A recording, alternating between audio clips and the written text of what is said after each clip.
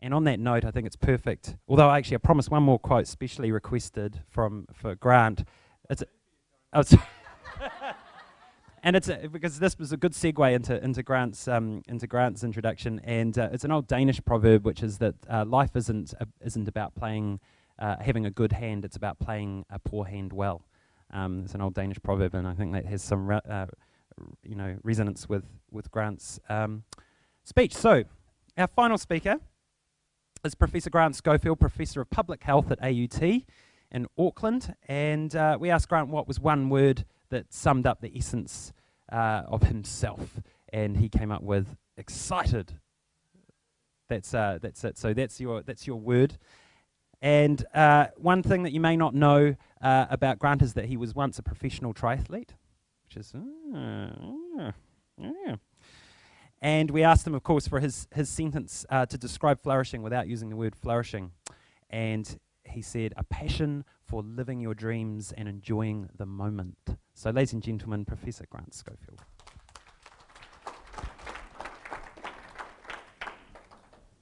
Afternoon.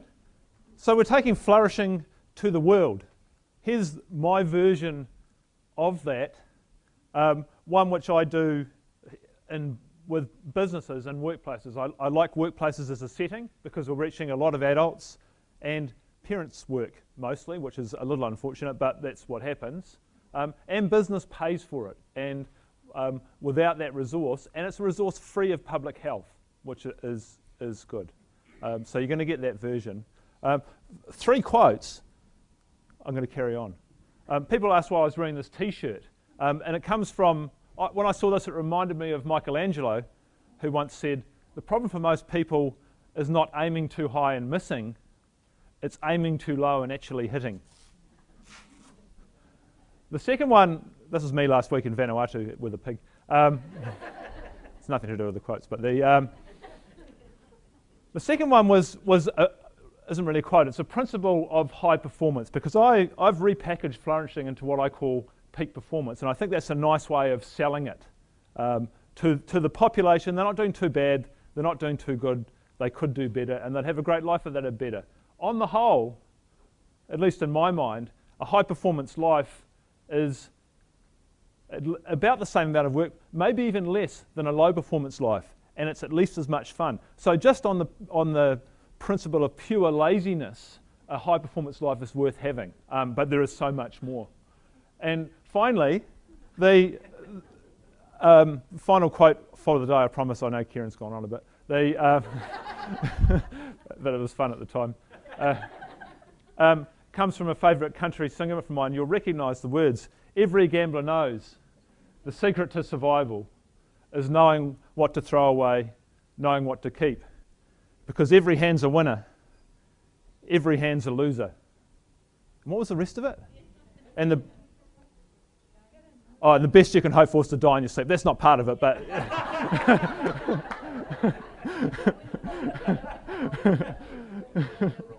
yeah, you've got to know when to hold them, know when to fold them. And it connects well with this morning where we mentioned, it's knowing what to hang on to and knowing what to let go.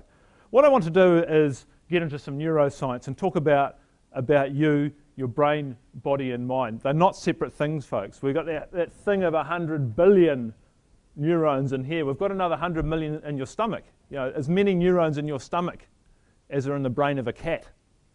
I'm not sure what that says, but the mind, brain, body, that integrated special system that changes itself all the time. So your brain will be different at the end of this talk, hopefully for the better. It will be different in the morning, it'll be different the day after that. It's changing, you can grow new neurons will die, but more importantly, those connections in their millions will change every day. It's the only system where the hardware and the software are the same thing. It's a system that evolved in an unstable outdoor environment in which we're more or less in constant motion. Let's just think about that again. This is a system that developed in an unstable outdoor environment in which we're more or less in constant motion. Can anyone think of something which is completely the opposite to that? Exactly, perfect. Your office.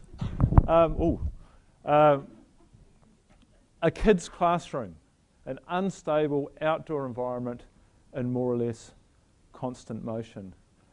I want to put forward what I call brain rules. 3 brain rules today. There's many more where these came from, but these are some of my favourites because I think they underpin much of flourishing, much of peak performance. The first brain rule is move it. The acronym is GOYA. What might that stand for? Get off your ass, you're correct. It's the Goya principle. And indeed, what we now know, there's a few things that we now know about the brain and the body.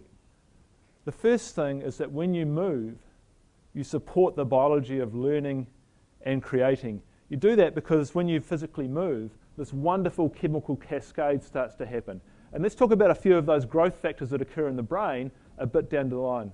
Brain-derived neurotrophic growth factor, vasoepithelial growth factor, insulin-like growth factor. You don't have to be a neuroscience to figure out if something says brain-derived neurotrophic growth factor, it's probably good.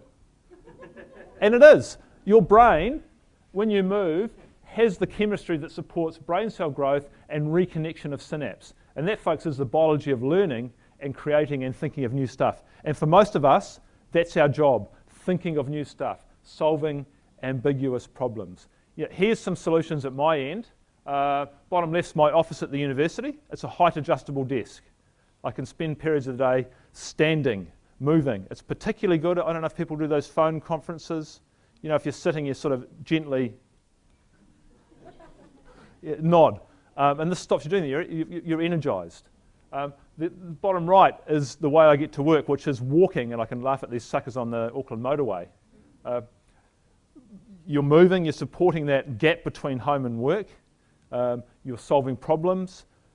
More importantly, it turns out the time in the day that cortisol, the stress hormone, the hormone that drives a craving for fatty, salty and sugary foods, preferably all 3, donuts, is supported, is the highest in the day when you're driving a car. If you can get out of your car and stay out of it, I think you're going to be better off. But most of all, on the top there, you see me running. And I admit I'm responsible partially for the National Physical Activity Guidelines for New Zealanders, that you should accumulate 30 minutes of moderate walking. That will be all right. But the fact is, for brain health, if you want a high-performing brain, huffing and puffing is where it's at. That's where that whole chemical cascade is its strongest. You're starting to put humans in their natural element, which is in an unstable outdoor environment in more or less constant motion. Moving supports your brain. Number 2, who's that? Neo from Matrix. Yeah, I knew we had some sci-fi guys here. It's actually nothing to do with Neo, it's about sleeping. But let's just think about, this is a principle of recovery for the brain. And I think, interestingly, as is the moving principle, once we start to explore how the brain best performs, it's actually a little bit contrary to how business have set themselves up. And business can operate better and humans can reach their potential more easily when we re-engineer things a bit. The first obvious one, this is a circadian rhythm, brain activity on the vertical thing there, that dark bit's nighttime, hopefully when you're sleeping. Most of you will know this, of course, that we have this change in brain activity. We have these periods of very inactive brains. That's where we reorganise our brain the most. The most recent mouse model stuff, and we're more complicated than them, hopefully. 2 million synapses changed in that period of sleeping on a simple motor learning task during the day. So humans, many more.